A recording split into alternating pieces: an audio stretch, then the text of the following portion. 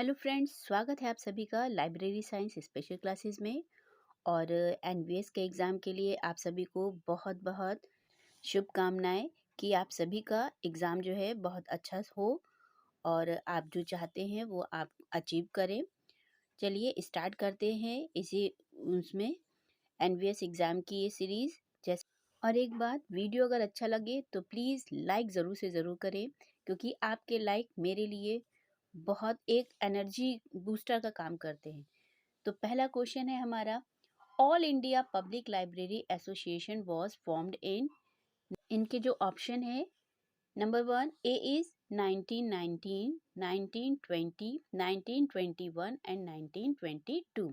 तो याद रखिएगा, all India public library association जो है 1920 यानी कि 1920 में all India public library association बनाया गया था।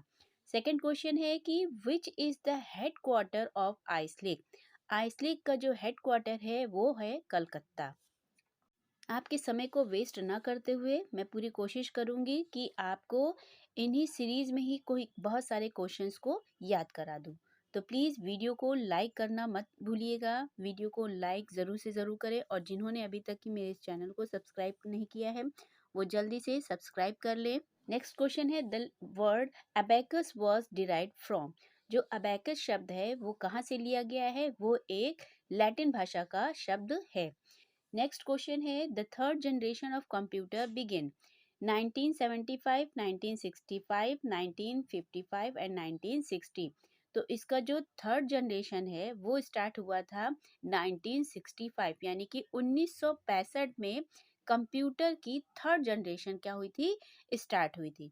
तो क्वेश्चंस को बहुत ही ध्यान से और कुछ ट्रिक्स लगा करके पढ़ेंगे आप, तो बहुत अच्छे से इजीली याद हो जाएगा। वीडियो आपको कैसा लग रहा है इसका फीडबैक आप ज़रूर से ज़रूर दें अपने कमेंट बॉक्स के थ्रू। नेक्स्ट क्वेश्चन है, in which year was ALA established. अब एएलए को कब इस्टेब्लिश किया गया था? तो 1876 में। देखिए, जो इससे पहले वाला जो प्रीवियस मेरा वीडियो था उसमें भी 1876 का कई बार यूज़ हुआ है, यानी कि ये ईयर बहुत ही इम्पोर्टेंट ईयर था, मैं पहले भी बता चुकी हूँ। तो देखिए, एएलए भी 1876 में बना था। नेक्स्ट है, pick out the correct one from the following. अब इसमें से आपको ये बताना है जो मैचिंग दी हुई है उसमें से कौन सी करेक्ट है। इसकी जो फर्स्ट मैचिंग है, इंडेक्स इंडिया यानी कि महाराष्ट्र यूनिवर्सिटी लाइब्रेरी। दूसरा है Oxford university press, great Britain. और तीसरा है आईएनबी यूएसए। चौथा है डेटा इंडिया मुंबई। तो इसमें से हमको क्या है, करेक्ट कौन सा है उसको चूज करना है। तो जो ऑक्सफोर्ड यूनिवर्सिटी प्रेस है वो कहाँ की है? वो ग्रेट ब्रिटेन की है। तो इसमें जो राइट आंसर हो जाएगा वो होगा आपका option number B. Next question है, when was the Encyclopaedia Britannica first publish. बहुत ही मोस्ट इंपॉर्टेंट क्वेश्चन है और ये कई बार एग्जाम में रिपीट हुआ है। तो याद रखिएगा, जो इंसाइक्लोपीडिया ब्रिटानिका का जो फर्स्ट पब्लिकेशन आया था वो आया था 1768 में, यानी 768 से 1771 के बीच में। ठीक है, 768 मैं इसलिए बोली कि 768 नाम आपसे उससे याद कर सकते हैं आप। नेक्स्ट है कि name the university library in India that first reference library created the post. यानी कि भारत में वो कौन सी यूनिवर्सिटी थी जिसमें सबसे पहले रेफरेंस लाइब्रेरियन की पोस्ट को क्रिएट किया गया? तो वो थी आपकी Madras university library, Mumbai university library, Delhi university या फिर अहमदाबाद यूनिवर्सिटी लाइब्रेरी। तो इसका जो श्रेय जाता है वो जाता है मद्रास यूनिवर्सिटी लाइब्रेरी में। बहुत ही इंपॉर्टेंट क्वेश्चन है ये जितने भी क्वेश्चंस हैं बहुत ही रिसर्च करने के बाद मैंने इनको कलेक्शन किया है। नेक्स्ट क्वेश्चन है हमारा, cover to cover translation is translated as. अब यहाँ पे बात हो रही है कि कवर टू कवर ट्रांसलेशन की बात हो रही है, तो ये हमारी करंट अवेयरनेस सर्विस के अंतर्गत आता है, यानी कि कैश सर्विस, जिसको हम शॉर्ट में क्या बोलते हैं, कैश सर्विस। तो कैश सर्विस में क्या होता है, कवर टू कवर ट्रांसलेशन किया जाता है। ठीक है, इसकी तरीके से इसको ट्रीट किया जाता है। तो याद रखिएगा, अगर क्वेश्चन आता है कि cover to cover translation is treated as, किस प्रकार से ट्रीट किया जाता है, ये as a current awareness service की तरह से ही क्या किया जाता है, ट्रीट किया जाता है। क्वेश्चंस कैसे लग रहे हैं ये कमेंट करके ज़रूर से ज़रूर बताएं, और अगर वीडियो अच्छा लग रहा है तो प्लीज़ लाइक ज़रूर करें।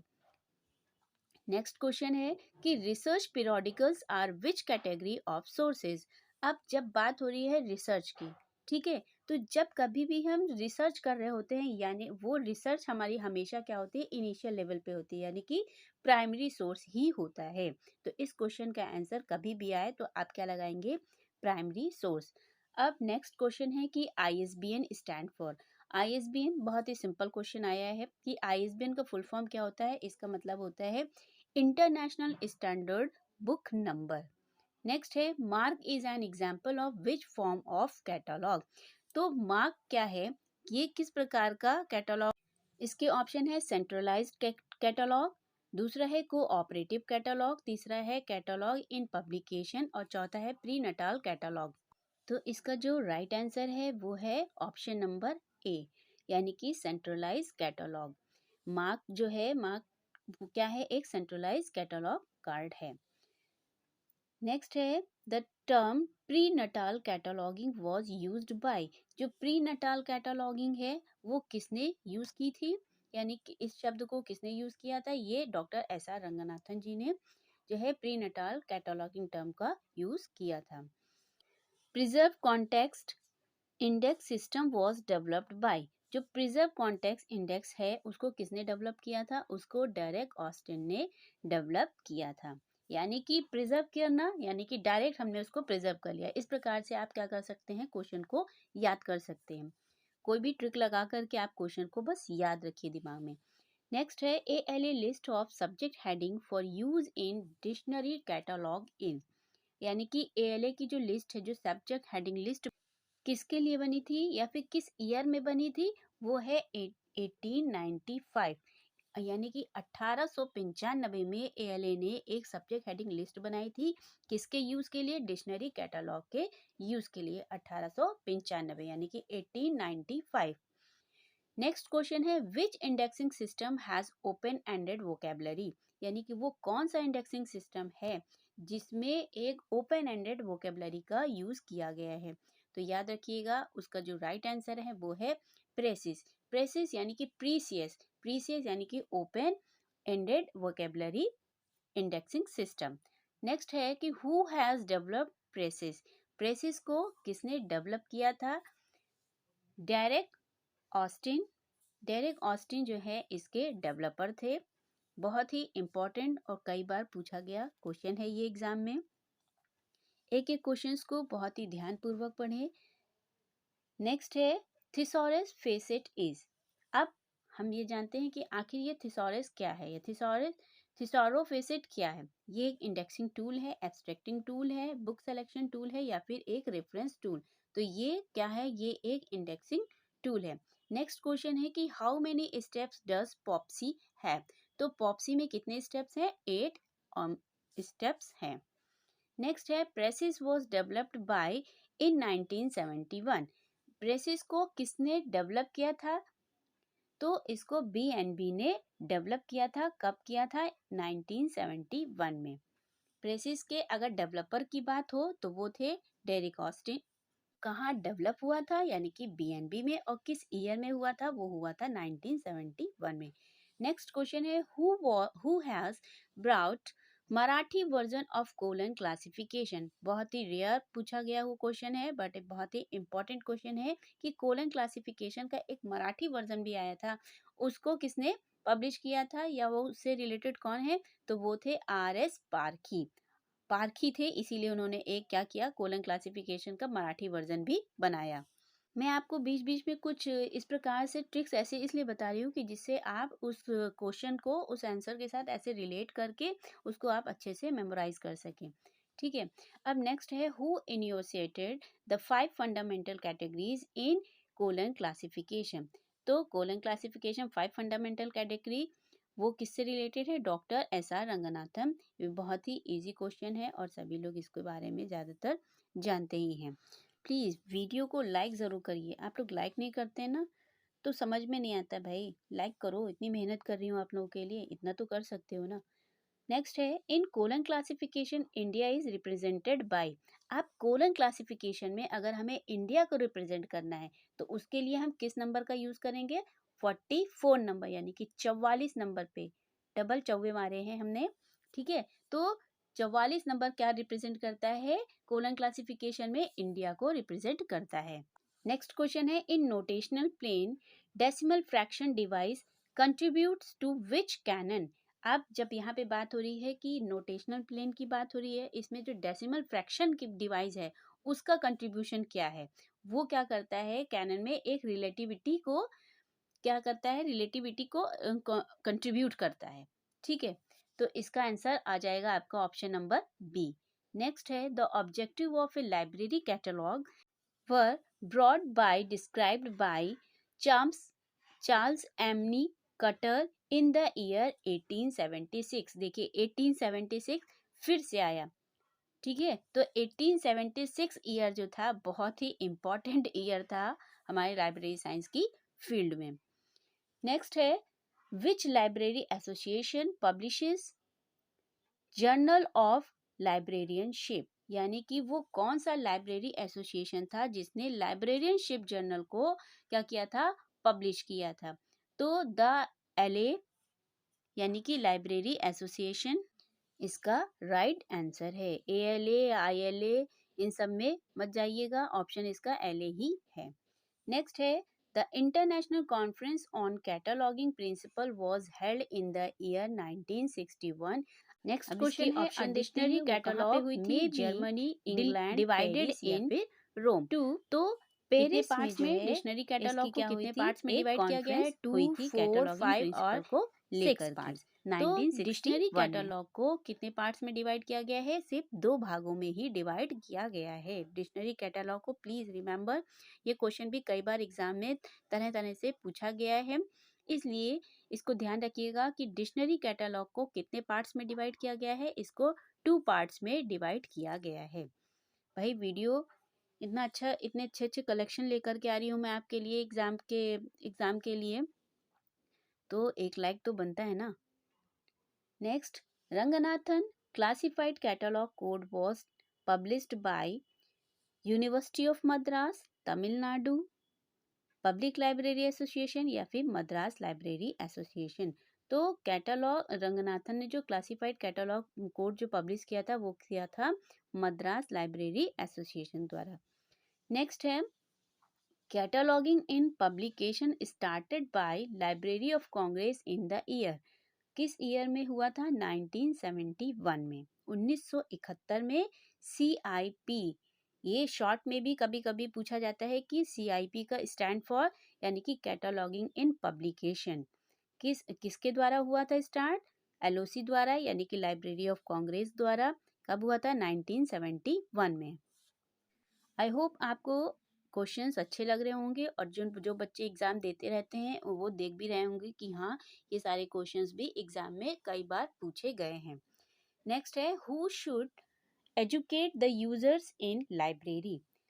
लाइब्रेरी में यूजर्स को कौन एजुकेट करता है या फिर किसको करना चाहिए? लाइब्रेरियन को, लाइब्रेरी असिस्टेंट को, प्रिंसिपल को या फिर टीचर को? तो इसका जो राइट आंसर होगा वो होगा librarian.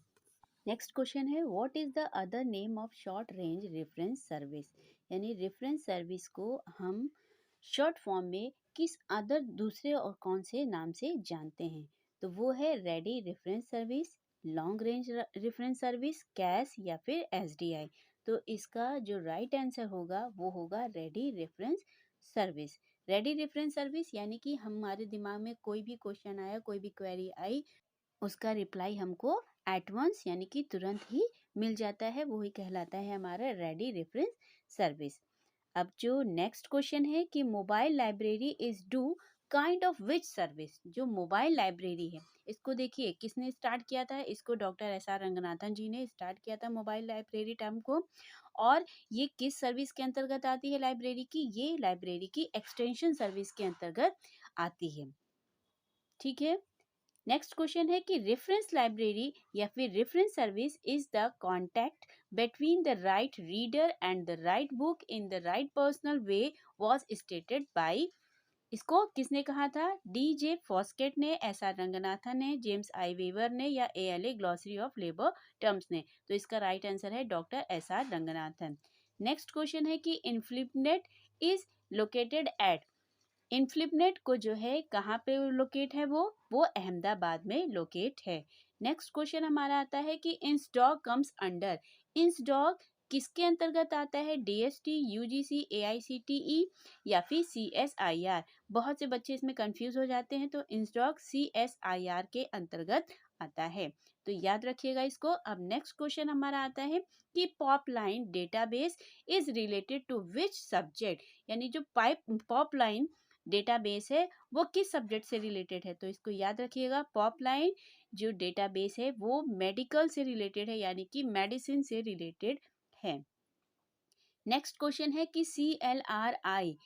CLRI comes under the sectoral centre किसके अंतर्गत? ये आता है हमारा, एल से समझ लीजिएगा, लेदर टेक्नोलॉजी से रिलेटेड है, ये इसके अंतर्गत आता है। अब नेक्स्ट है कि हु पब्लिश इनिस एटम इंडेक्स? तो इनिस को इनिस वियना ने पब्लिश किया था। नेक्स्ट हमारा क्वेश्चन आता है कि by which name of MEDLARS is provided online? Online जो है मेडलार्स किस फॉर्म में प्रोवाइड किया, उसको कौन सा नाम दिया गया है? उसको दिया गया है, इसमें देखिए गलती से इंडेक्स मेडिकस हो गया है, तो ये इसका गलत आंसर है। इसका जो राइट आंसर है वो है मेडलाइन। मेडलाइन नाम से जो है मेडलार को ऑनलाइन हम सर्च कर सकते हैं। नेक्स्ट है the first edition of DDC was published in. DDC का जो फर्स्ट पब्लिकेशन था वो कब आया था, कब पब्लिश हुआ था? वो भी हुआ था 1876। नेक्स्ट है the first edition of colon classification was released in 1933। बहुत ही बेसिक क्वेश्चन है, बट बहुत बार पूछे गए हैं ये क्वेश्चन। अब है जो हमारा नेक्स्ट क्वेश्चन है कि the first edition of DDC consisted of, यानी कि कभी कभी इसके पेजेस के बारे में भी पूछ लिया जाता है, तो इसमें जो इसका फर्स्ट एडिशन आया था उसमें 44 पेजेस थे। चलिए, एक बहुत ही अच्छा क्वेश्चन है कि FID is the body which has overall responsibility for UDC, DDC, AACR या फिर CC? तो FID is related with UDC, universal decimal classification, ये इसका राइट आंसर है। अब नेक्स्ट है कि हु हैज इनिशिएटेड यूडीसी? अब यूडीसी को किसने डेवलप किया था, यानी किसने जो है इसको जो है, इसके अब फादर की बात करें तो इसके जो फादर थे वो थे Paul outlet and Henry law fountain. ये क्वेश्चन कॉमन होने के साथ साथ बट कई बार रिपीट हुआ है ये question. In CC edition 7th which symbol is use to indicate facet relation, यानी कि CC का जो 7th एडिशन आया था उसमें किस इंडिकेशन सिंबल को यूज किया गया था? तो याद रखिएगा, CC का जो 7th एडिशन आया था उसमें एम्परसैंड, यानी कि इंग्लिश में हम एंड नहीं लिखते हैं, तो समझ लीजिए एंड, यानी कि उसी को जो है कोलन क्लासिफिकेशन लैंग्वेज में क्या बोला गया है? एम्परसैंड। उसी सिंबल का यूज किया गया है CC के 7th एडिशन में। ये क्वेश्चन भी बहुत ही इंपॉर्टेंट क्वेश्चन है। नेक्स्ट है कि इन CC which fundamental categories does not occur in rounds? Rounds में अगर हम बात करें, जो फंडामेंटल 5 कैटेगरीज दी गई थी उसमें हम राउंड कहाँ पे? स्पेस को हम, स्पेस जो कैटेगरी है उसको हम राउंड्स में नहीं कन्वर्ट कर सकते हैं। नेक्स्ट क्वेश्चन है which is not coming under wall picture principle? अब जो वॉल पिक्चर प्रिंसिपल है वो किसके अंतर्गत नहीं आता है? Whole organ principle, act and action actor tool principle, cow and calf principle या फिर प्रिंसिपल ऑफ आइसोलेट सीक्वेंस? तो ये ऊपर वाले तीनों जो हैं वो सब तो प्रिंसिपल है ही है, तो जो प्रिंसिपल ऑफ आइसोलेट सीक्वेंस है ये इसका राइट आंसर है, ये इसके अंतर्गत नहीं आता है। नेक्स्ट क्वेश्चन है हमारा, in the subject agriculture the sequence rice, wheat, oat and corn denotes which subject principle of classification? तो इसका जो राइट आंसर होगा वो होगा लिटरेरी वारंट। लिटरेरी वारंट इसका राइट आंसर है। नेक्स्ट है which of the following fundamental categories does not occur in level. पहले वाले क्वेश्चन में हमारा राउंड के बारे में पूछा गया है, अब यहाँ पे पूछा गया है कि लेवल की बात हो रही है, एनर्जी का लेवल देखा जा रहा है, ठीक है। तो जो एनर्जी है, मैटर का लेवल हो सकता है, स्पेस का, टाइम का, लेकिन एनर्जी जो है ये लेवल के अंतर्गत नहीं आता है फंडामेंटल कैटेगरीज के। नेक्स्ट है कि libraries as gateways to knowledge is the title of the document. जो है libraries as gateways to knowledge, ये स्टेटमेंट कहाँ का है, या फिर यूं कहें कि ये जो टाइटल है ये किस डॉक्यूमेंट का है, ये national knowledge commission on libraries 2007 में जो आया था उस डॉक्यूमेंट का ये क्या था, एक टाइटल था, ठीक है। तो इसका जो राइट आंसर हो जाएगा वो हमारा option number C, national NKC, जिसको हम शॉर्ट में बोलते हैं NKC। एग्जाम में ये भी पूछा जा सकता है कि NKC कब आया था, तो NKC 2007 में आया था। तो इस चीज को बहुत अच्छे से ध्यान रखिएगा।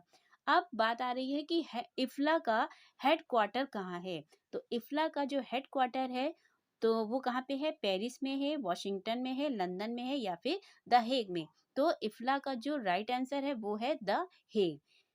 हेग में इसका हेडक्वार्टर है, किसका है, इफ्ला में, इफ्ला का।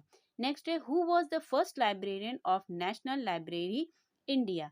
इंडिया की जो फर्स्ट लाइब्रेरियन थे इंडियन नेशनल लाइब्रेरी के, वो कौन थे, वो थे BS केसवन। ध्यान रखिएगा, बहुत बार, कई बार ये एग्जाम में, हर प्रकार के एग्जाम में ये क्वेश्चन पूछा गया है। नेक्स्ट है कि which law of library science advocate open access and shelf arrangement. अब अगर बात हो रही है open access and shelf arrangement की बात हो रही है, यानी कि फोर्थ लॉ की बात हो रही है। फोर्थ लॉ के अंतर्गत क्या आता है कि यूजर के टाइम को हमें सेव करना है, तो जब ओपन एक्सेस रहेगा तो वो कोई भी यूजर आकर के इजिली उसको क्या कर सकता है, एक्सेस कर सकता है। चलिए नेक्स्ट क्वेश्चन है कि which one is national documentation centre in India. यानी कि वो कौन सा नेशनल डॉक्यूमेंटेशन सेंटर है इंडिया का, वो है इंसडॉक, INSDOC। इंसडॉक जो है ये भारत का एक डॉक्यूमेंटेशन, नेशनल डॉक्यूमेंटेशन सेंटर है। नेक्स्ट क्वेश्चन है to make the best use of the library. यानी अब लाइब्रेरी का बेस्ट यूज कहाँ कहाँ पे होता है। लाइब्रेरी ओरिएंटेशन इज एसेंशियल, ठीक है, बहुत जरूरी है। बी है library instruction is essential, yes, ये भी इंस्ट्रक्शंस भी बहुत ही जरूरी हैं। थर्ड है कि बिब्लियोग्राफिक इंस्ट्रक्शन इज एसेंशियल, ये भी जरूरी है। और उसके बाद में यूजर एजुकेशन इज एसेंशियल, तो ये भी जरूरी है। यानी कि ऑल अबाउट सारे ही ऑप्शन जो दिए गए हैं A to D, ये सारे ही ऑप्शन हमारे एक लाइब्रेरी यूजर के लिए बहुत ही जरूरी है। इन सभी के बारे में नॉलेज होना लाइब्रेरी यूजर के लिए बहुत ही जरूरी है, ठीक है। नेक्स्ट क्वेश्चन है CILIP is the new name of. CILIP का अब नया नाम क्या हो गया है, तो LA हो गया है, LC हो गया है, ALA हो गया है, या फिर ILA। तो सिलिप का जो नया नाम हो गया है वो हो गया है LA, ठीक। Next question John McFarland was the first librarian of. अब जो जॉन मैकफारलैंड थे वो कहाँ के पहले लाइब्रेरियन थे, दिल्ली यूनिवर्सिटी के, बॉम्बे यूनिवर्सिटी, इंपीरियल लाइब्रेरी, या फिर DPL के। तो इसका जो राइट आंसर है वो है option number C, imperial library. ये कहाँ पर है इंपीरियल लाइब्रेरी, कलकत्ता में है, जो कि अब हमारी नेशनल लाइब्रेरी ऑफ इंडिया के नाम से जानी जाती है। नेक्स्ट क्वेश्चन है the right to information bill was enacted by the parliament of India on. याद रखिएगा राइट टू इंफॉर्मेशन बिल जो है वो आया था 15 जून 2005 में, यानी कि 15 जून 2005 इसका राइट आंसर है। तो बिल्कुल भी कंफ्यूज होने की जरूरत नहीं है, जहाँ पे 15 जून 2005 दिखाई दे उसी ऑप्शन को आपको डायरेक्ट क्लिक कर देना है। नेक्स्ट क्वेश्चन है कि रिसर्च इज कंडक्टेड टू। अब रिसर्च देखिए, रिसर्च से रिलेटेड भी क्वेश्चन आ गया कि रिसर्च कैसे कंडक्ट की जाती है। Number 1 generate new knowledge, yes is the right answer. Second है डेवलप अ थ्योरी, हाँ बिल्कुल, रिसर्च जब की जाती है तो एक थ्योरी को डेवलप किया जाता है। रिसर्च का मतलब ही होता है कि थ्योरी को, एक न्यू थ्योरी को डेवलप करना। अब नेक्स्ट ऑप्शन है कि डेवलप कम्युनिकेशन स्किल्स। अब आप ही बताइए, क्या जब हम रिसर्च कर रहे होते हैं तो क्या उसमें कम्युनिकेशन स्किल डेवलप होता है? नो। नेक्स्ट है कि री इंटरप्रेट एग्जिस्टिंग नॉलेज। जी हाँ, बिल्कुल। जब हम रिसर्च करते हैं तो जो एग्जिस्टिंग नॉलेज है उसी को हम क्या करते हैं, री इंटरप्रेट करते हैं। तो अगर हम इसके ऑप्शन की बात करें तो फर्स्ट आंसर, सेकंड और फोर इसका जो है क्या हो जाएगा, इसका राइट आंसर हो जाएगा। भाई क्वेश्चन कैसे लग रहे हैं? आप लोगों ने अभी तक मुझे बताया नहीं है। एक अच्छा सा प्यारा सा कोई कमेंट करके बताइए कि भाई आपको इन क्वेश्चंस का कलेक्शन कैसा लग रहा है। और वीडियो अच्छा लग रहा है तो प्लीज लाइक कर दो भाई, मेरे लिए मेरी मेहनत का थोड़ा सा तो रिवॉर्ड दीजिए भाई मुझे। क्वेश्चंस, इन वीडियोस को लाइक तो करो, शेयर तो करो भाई दूसरों को। चलिए आगे पढ़ते हैं। नेक्स्ट क्वेश्चन है कि first ever developed analytico synthetic faceted library classification scheme. तो first ever developed analytico synthetic की अगर बात हो रही है तो वो हमारा जो ऑप्शन हो जाता है वो आता है कोलन क्लासिफिकेशन, यानी कि सीसी। सीसी इसका राइट आंसर है। सीसी एक analytico synthetic faceted library classification scheme है। नेक्स्ट है is like an address of the book and identifies where the book is located. देखिए स्पेलिंग मिस्टेक है, लोकेटेड इन द लाइब्रेरी। अब अगर हमें पता करना है कि कोई किताब लाइब्रेरी में कहाँ पे रखी हुई है, ठीक है, उसकी लोकेशन को हमें सर्च करना है, आइडेंटिफाई करना है, तो हम कैसे कर सकते हैं? कॉल नंबर के थ्रू हम क्या कर सकते हैं, इसका राइट आंसर जो हो जाएगा कॉल नंबर। कॉल नंबर के थ्रू हमको पता चल जाएगा कि लाइब्रेरी में वो बुक कहाँ पर रखी हुई है।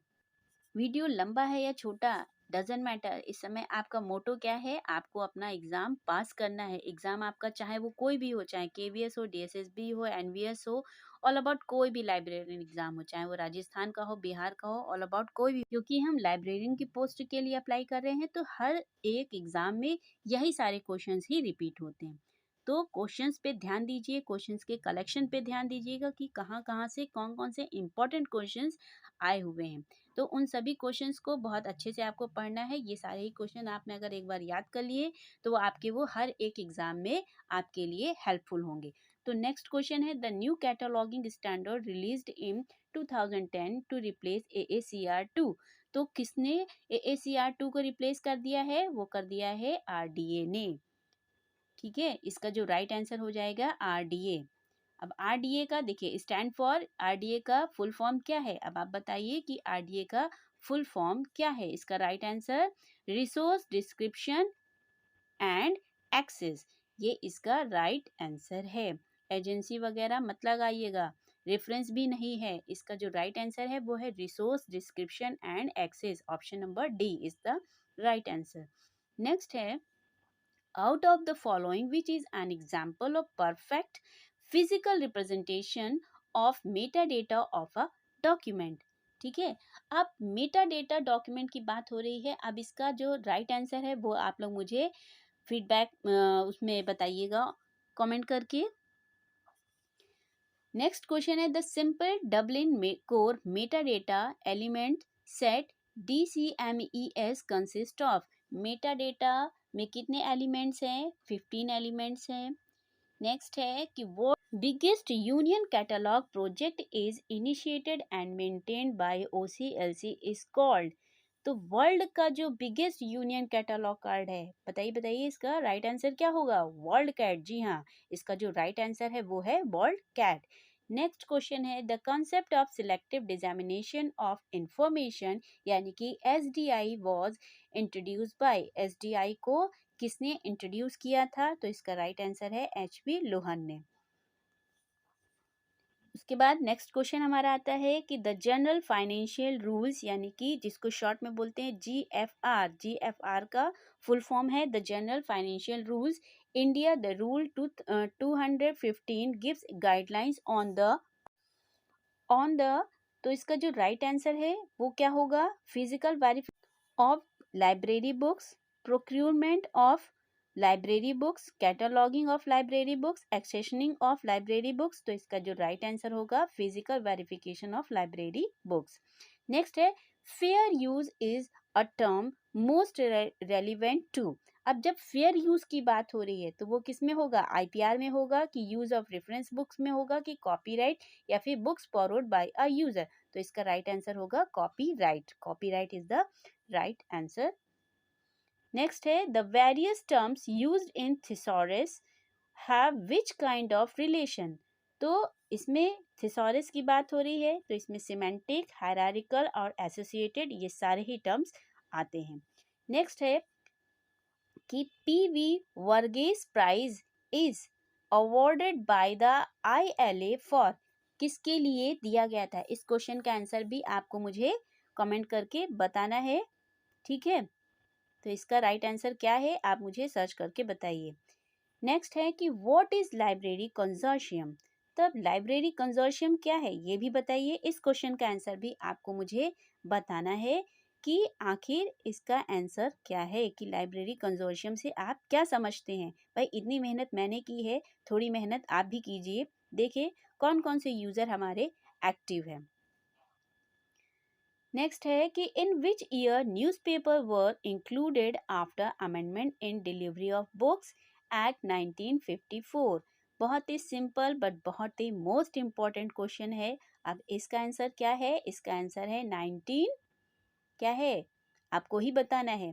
जी हाँ, अब मैं थोड़ा सा आपका टेस्ट ले रही हूँ तो कुछ क्वेश्चंस के आंसर आपको भी फीडबैक में मुझे बताना है कि आखिर इन क्वेश्चंस के आंसर क्या हैं। मैं देखना चाहती हूँ कि आप लोगों को कितना क्वेश्चंस याद हुए हैं अब तक की। तो ये जो थोड़े बहुत क्वेश्चंस है ना, इन क्वेश्चंस के आंसर आपको ही बताने हैं। ये भी बहुत ही सिंपल सा क्वेश्चन है और हर एक को ये जब जो भी बच्चा जो है लाइब्रेरी साइंस का कोर्स करता है तो उसको सबसे पहले इसी के बारे में बताया जाता है। कैटलॉग कार्ड का साइज भी आपको बता रहे हैं। नेक्स्ट क्वेश्चन है कि which type of notation is used in colon classification scheme. तो बहुत ही सिंपल क्वेश्चन है, इसका आंसर क्या होगा, इसका आंसर होगा मिक्स्ड नोटेशन। अब मैं अगर आपको आंसर नहीं बताऊंगी तो आप कहेंगे लो आपने मैडम ने तो बताया ही नहीं। तो ठीक है, कुछ क्वेश्चन मैं आपके लिए छोड़ती हूँ और कुछ क्वेश्चंस के आंसर मैं आपको बता देती हूँ। In chain procedure subject heading of a document is derive from home, call number, class number, collection number या फिर एक्सेशन नंबर। तो जब हम चेन इंडेक्सिंग की बात करते हैं तो उसमें हम क्या करते हैं, क्लास नंबर के थ्रू क्या करते हैं, किसी भी डॉक्यूमेंट का सब्जेक्ट पता करते हैं। अब नेक्स्ट क्वेश्चन है अ class number of a book show. जो क्लास नंबर है, बुक का जो क्लास नंबर होता है वो क्या शो करता है, वो करता है सब्जेक्ट ऑफ द बुक, यानी कि वो किताब किस सब्जेक्ट से रिलेटेड है, ये हम क्लास नंबर देख के समझ जाते हैं, ठीक है। नेक्स्ट क्वेश्चन है कि कोडेन इज कनेक्टेड विथ। अब ये क्वेश्चन भी कई बार एग्जाम में आया है। बहुत ही इम्पोर्टेंट क्या बोलूं, मोस्ट इम्पोर्टेंट क्वेश्चन है ये। कोडेन का यूज ये किससे कनेक्टेड है, ये सीरियल से कनेक्टेड है। Next question, the classes belong to the same array is known as coordinate class, basic class, canonical class या फिर subordinate class। तो इसका जो right answer है coordinate class, इसका right answer है। Next question है, देखिए वीडियो से कितना आसानी हो जाती है पढ़ने में कि आपको सारे ही इम्पोर्टेंट क्वेश्चंस का कलेक्शन एक ही वीडियो के थ्रू मिल जाता है। नेक्स्ट है कि VDU यानी कि video display unit is an example of output, input, storage या फिर ऑप्टिकल डिवाइस। तो ये है आपके आउटपुट डिवाइस। नेक्स्ट है कि grouping of documents having the same और similar subject content is called, क्या कहलाता है, library cataloguing, library classification, library notation या फिर लाइब्रेरी शेड्यूल। तो लाइब्रेरी क्लासिफिकेशन यानी grouping of documents having the same और सिमिलर सब्जेक्ट कंटेंट, ये क्या होते हैं, किसके अंतर्गत आते हैं, लाइब्रेरी क्लासिफिकेशन के थ्रू ही हम क्या करते हैं, किसी भी डॉक्यूमेंट जो अगर एक जैसे सारे डॉक्यूमेंट्स हैं तो उन सब्जेक्ट के कंटेंट को एक लाइब्रेरी क्लासिफिकेशन के थ्रू हम उसको क्या करते हैं, अलग अलग क्लासीफाई करते हैं। नेक्स्ट है the Europa world of learning is a, ये क्या है, ये एक इंस्टीट्यूशनल डायरेक्टरी है। यूरोपा वर्ल्ड ऑफ लर्निंग ये एक डायरेक्टरी है, बट कैसी है, एक इंस्टीट्यूशनल डायरेक्टरी है। So please remember this. Next question है कि census of India is a type of. अब सेंसस की बात हो रही है, ठीक है। सेंसस ऑफ इंडिया तो भारत की जनसंख्या की बात हो रही है, यानी कि एक स्टैटिक्स को क्रिएट किया जा रहा है। तो ये किस प्रकार का इंफॉर्मेशन सोर्स है? ये एक स्टैटिस्टिकल सोर्स ऑफ इंफॉर्मेशन है। इससे हमें कोई भाई कहीं की ज्योग्राफी के बारे में पता नहीं चल रहा है, करंट सोर्स के बारे में नहीं पता चल रहा है, ना ही उसकी बिब्लियोग्राफी के बारे में पता चल रहा है, ठीक है। यानी कि उसके एक स्टैटिस्टिकल के बारे में बात हो रही है, उसकी स्टैटिक्स की बात हो रही है, यानी कि एक सांख्यिकी स्रोत के रूप में ये हमें क्या करता है? इंफॉर्मेशन को प्रोवाइड करता है। तो सेंस ऑफ इंडिया किससे रिलेटेड है? स्टैटिस्टिकल सोर्स ऑफ इंफॉर्मेशन से। नेक्स्ट क्वेश्चन है कि which principle says that provision should be made for alternative places? तो प्रिंसिपल ऑफ लिटरेरी वारंट इसका राइट आंसर है। नेक्स्ट है कि principle of osmosis is relevant to. Osmosis करना यानी कि किसी चीज को डिटेक्ट कर देना, ठीक है। फिर से रिक्लासिफिकेशन कर देना, किसी चीज को फिर से क्या कर देता है? रिक्लासिफाइड कर देना, ये कहलाता है ऑस्मोसिस। नेक्स्ट है कि this particular law of library science gives emphasis on the delegations of the government to enact library legislation in their respective state। तो कौन सा लॉ है वो? Second law, third law, first law या फिर fourth law? तो इसका जो राइट आंसर है वो है सेकेंड लॉ। सेकेंड लॉ ध्यान रखिएगा, जितने भी कहीं पे भी अगर कोई रूल्स के बारे में बात हो रही है, कहीं कोई प्रिंसिपल के बारे में बात हो रही है, लेजिस्लेशन से रिलेटेड है, तो वो सारी चीजें किसके अंतर्गत आएंगी? वो हमारी सेकेंड लॉ के अंतर्गत आएंगी। Mark 21 is a standard for किसके लिए? मार्क 21 क्या है? एक कैटलॉग प्रिपेयर करता है, यानी कि किसी उसकी एक बिब्लियोग्राफी डेटा रिप्रेजेंट करता है मार्क 21 में, ठीक है। वीडियो अगर अच्छा लगा है, लास्ट में एक बार फिर से कहूंगी कि वीडियो अच्छा लगा है तो प्लीज़ लाइक शेयर, और जिन्होंने अभी सब्सक्राइब नहीं किया वो जल्दी से सब्सक्राइब कर ले। थैंक